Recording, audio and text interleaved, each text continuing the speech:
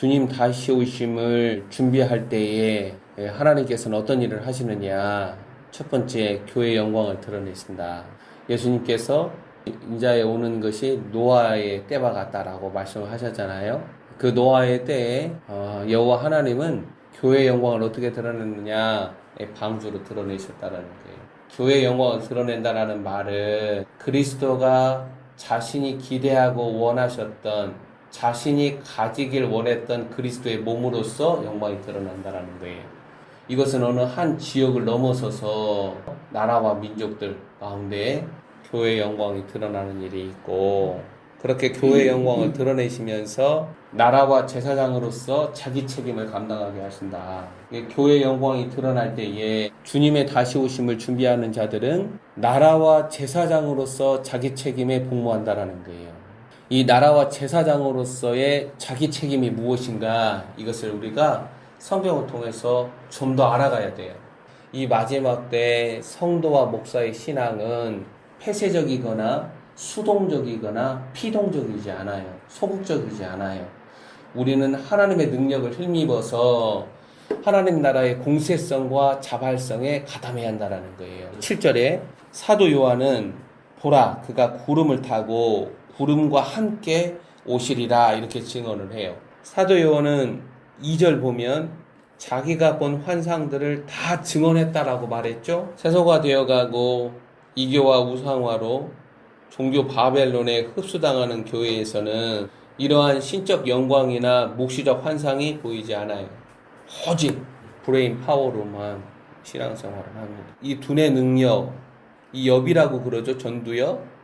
여기서 일어나는 것에서 세상과 교회는 얼마든지 선악을 아는 나무의 열매를 낼 수가 있어요. 교회가 내는 그것이 마치 생명나무에서 나는 열매처럼 우리는 착각할 수 있다는 거예요. 나라와 제사장으로 삼으신 하나님의 의도를 짐승의 세상에서 살려내지 못하는 신앙과 삶에서는 하나님의 영광으로 덧칠해지는 게 아니라 아래 세상의 영광으로 덧칠해집니다. 우리가 그리스도의 형상이 드러나고 그리스도의 영광이 드러나면 나사렛 예수 그리스도가 걸어가신 길, 삶의 동선을 그대로 되돌려요. 그래서 자기 이름을 가지 않는 거예요. 내가 내 이름을 붙들으면 붙들을수록 그리스도의 이름이 나에게 주어지지 않아요. 그리스도의 이름이 주어지지 않는데 그리스도의 길을 걸어갈 수 있느냐? 절대 그렇지 않아요. 하나님의 형상이 드러나는 것, 이게 지금 이 마지막 때 교회의 영광이 드러나는 거예요. 예수님께서 둘, 셋 모인 곳에 내가 너희와 함께 하겠다라고 약속하셨죠? 그게 교회의 영광이에요. 그리스도의 신부들 2명, 3명 있는 곳에 주님은 자신의 영광을 기꺼이, 자신의 곤중포를 기꺼이 드러내신다는 거예요.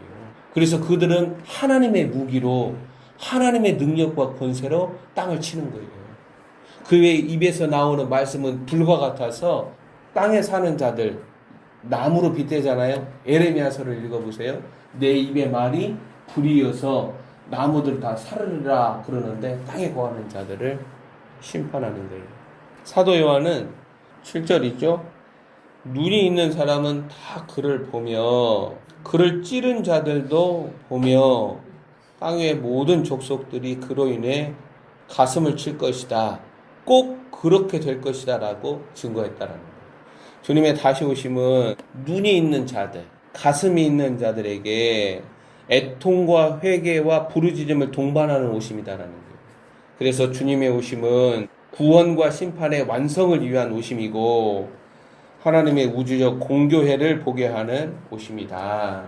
자, 높이 들리시고 보좌에 등극하신 주님은 오늘날 성령 안에서 상시적으로 동시에 조건부로 교회와 성도에게 찾아오십니다.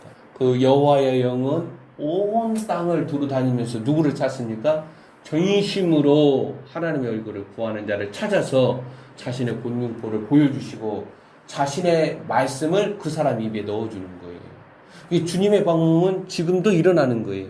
이걸 경험하지 못하기 때문에 없다라고 말을 하는 것은 극히 미련하고 어리석은 자이고 깨어있지 못하는 자이고, 주님은 하나님의 우편 보좌에 지금 앉아 계시죠? 그리스도는 자신의 보좌를 어디에다 둡니까? 우리 안에 두신다는 거예요. 내 안에서 하나님이 자신의 보좌를 놓으려면 어떻게 해야 돼요? 모든 구습들과 나의 육체와 마음의 성향들을 주님은 다 정복하셔야 돼요. 그래서 우리가 여호수아서를 보는 거예요. 내 안에 하나님께서 그리스도의 보좌를 놓으실 때에 이 터가 견고하게, 이 터는 뭐예요? 그리스도의 비밀, 그리스도예요. 이 터 위에 자신의 하나님께서 보좌를 놓으셨을 때에 드러나는 게 안에 하나님 나라의 실체랍니다. 그리스도가 내 안에 보좌를 놓은 자들은 하늘의 세계가 다 열립니다. 보좌에서 나는 음성을 알아요. 보좌에서 나는 음성은 하나예요, 하나. 그 음성을 쫓아 요한계시록은 어린 양이 어디로 인도하든지 따라간다라고 말씀을 해요. 그래서 이 마지막 때는 이동식 성소예요. 고정식 성소가 아니라. 주님은 종교 바벨론으로부터 나오라라고 말씀을 하세요. 지금 우리 수준에서 하나님을 생각을 하는데 그게 아니에요. 하나님은 하늘의 세계를 다 우리 안에 가져오실 수 있는 분이세요. 하늘의 모든 하나님 나라 천국은 다 뒤흔들려요. 이미 루시퍼가 반역을 했잖아요. 루시퍼가 어떻게 반역을 해요? 자아 때문에 반역을 한 거예요. 셀프. 자기를 높여서 타락을 한 거예요. 자기를 높여서 사탄이 되어버렸어요. 14장에 보면 루시퍼에 대해서 이야기를 하는데 그는 그룹이었죠. 루시퍼는 전사가 아니에요. 그룹이에요. 미카엘은 전사예요. 그러니까 루시퍼와 미카엘은 싸움이 안 돼요. 마귀보다도 더 무서운 게 뭐냐? 자아예요, 자. 말세에 고통하는 때가 이르니 사람이 자기를 사랑하고 자아를 높이는 거예요, 자아를. 마귀를 그리스도 예수의 이름으로 물리치는 것보다 내 자아가 십자가에 넘겨지는 것이 더 어렵다는 거예요. 그리스도께서 자신의 보좌를 놓을 때는 이 자아가 완전히 십자가의 능력으로 다루어진 사람. 그리스도가 우리 안에 들어오면 영이 살아나요. 그러나 우리의 마음은 살아난 영을 옴싹달싹 못하게 사방의 무결함으로 사로잡아요. 그걸 육신에 속한 그리스도인이다라고 말합니다. 주님의 오심은 하나님께서 악을 심판하고 하나님의 백성을 구원하시는 그러한 단순한 측면에서 오심이 아니라 창세전에 감추인 하나님의 비밀, 그 그리스도 안에서 하나님이 이루시고자 하는 영원한 목적과 계획과 그 뜻을 온전히 이루는 하나님의 열심을 증명하는 오심이다. 그렇기 때문에 하나님은 쉬지 아니하시고 자신의 백성들을 일으키시는 거예요. 신적 영광과 두려움을 동반하는 주님의 오심에서 지구적인 애통과 회개가 일어나죠. 교회와 성도 안에 박제화 되어버린 주님의 다시 오심이라는 소망은 오시는 주님의 영광 앞에 엎드려져 죽은 자처럼 되어버린 사도 요한의 고백이 되살아날 때나 이 주님의 다시 오심이라는 소망이 살아난다는 거예요. 때를 알고 그리고 때를 따라 공급되어지는 하나님의 양식을로 채워서 주님 앞에 준비됩니다.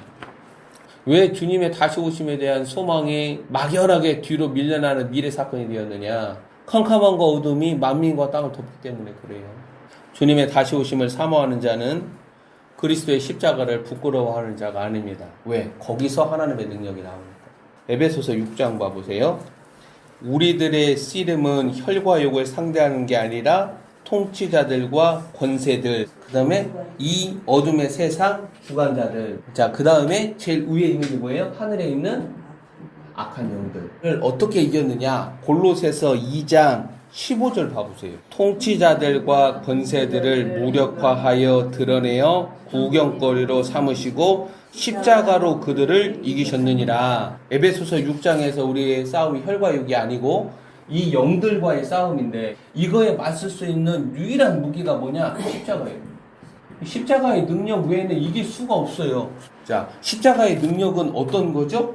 나의 자아가 죽음으로 말미암아 내 속에서 자아의 죽음을 경험할 때 뭐가 나와요? 하나님의 생명이 분출된다는 거예요. 빛으로. 그래서 어둠이 빛을 이기지 못하더라. 이 방식밖에 없어요. 십자가의 검으로 싸운다는 것은 뭐예요? 나의 자아가 죽음으로 내 속에서 예수의 생명이 나오는 거예요. 바울이 끊임없이 십자가에 넘겨짐으로 바울의 복음을 듣는 자들이 어떻게 돼요? 살아나면서 사탄의 세력들과 싸워서 이겨냈죠. 사도행전에 나오잖아요. 그 방식으로 싸우는 거예요. 그리고 내 혈기와 본성과 아담 DNA가 만들어낸 이 구습을 그걸 나의 개성이라고 말하고 이게 나야라고 말하고 이게 내가 살아가는 방식이야 라고 말하는 그것들을 모조리 다 사로잡아서 십자가에 넘길수록 어떻게 되는 거예요? 그리스도란 하나님의 생명이 내 안에서 온전히 밝아짐으로 통치자들, 권세들, 주관자들, 악한 영들을 이길 수가 있는 거예요. 내 안에 계신 그리스도가 드러내는 하나님의 생명으로, 하나님의 생명은 하나님의 세계예요. 그 세계의 실체가 뭐냐? 이걸 생명이라고 말하는 거예요. 예수님이 어떻게 어둠의 권세들, 사탄을 이겼습니까? 십자가. 그러니까 교회가 이 마지막 때 십자가의 길을 간다라는 것은 뭐예요? 그는 그리스도의 군사이고 그리스도의 신부이고 그리고 그는 전쟁을 준비하는 자라는 거예요. 근데 이 십자가의 길을 걷지 않는다. 요한복음 6장에 나옵니다. 많은 무리들이 이 말씀은 어렵도다 하면서 예수님을 등지고 떠나죠? 예수님을 등지고 떠나는 거예요. 이 마지막 때 교회가 십자가의 길을 걸어가지 않는 자들은 뭐예요? 예수님을 떠나는 자들이에요. 주님의 다시 오심을 사모하는 자는 그리스도의 십자가를 부끄러워하는 자가 아니고 예수님 자신의 피로 우리를 죄에서 해방하사 나라와 제사장으로 삼으신 그 사랑을 외면하지 않는다라는 거죠. 그래서 그런 자들은 입으로 뭘 말합니까? 주님은 곧 오십니다.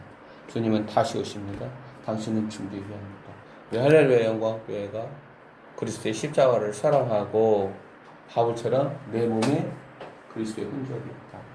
그 흔적은 다른 흔적이 아니죠. 사도 바울의 몸에서 나타난 놀라운 역사와 기적과 표적과 능력이 아니라 어떤 거예요? 그리스도의 순환을 그대로, 그리스도의 죽으심을 그대로 자신의 세포에, 자신의 몸에 새겼다는 거예요.